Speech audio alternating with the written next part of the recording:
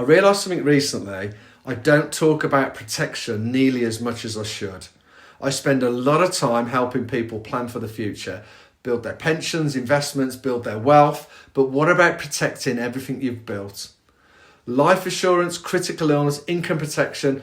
It's not the most exciting part of financial planning, but it is so important, especially if you've got a mortgage, a partner, children, anyone that depends on you. What really brought this home for me was a recent report from Legal & General. They announced that in 2024, they'd surpassed 1 billion in protection claims. That is a huge milestone and a reminder of how many families are impacted by illness, death, and being unable to work. What also stood out for me was how quickly some of those claims were made.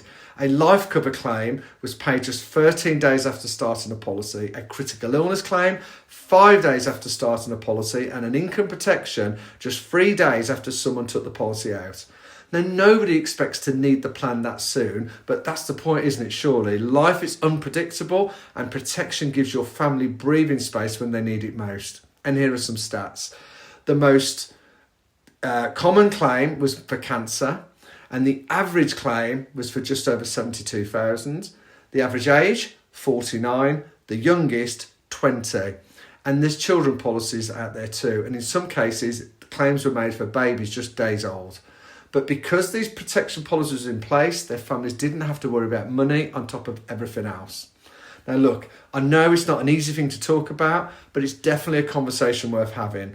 And if you've not reviewed your protection in a while or unsure what cover you actually have, I would really encourage you to take a look at it and make sure you get stuff in place that's going to keep your family safe.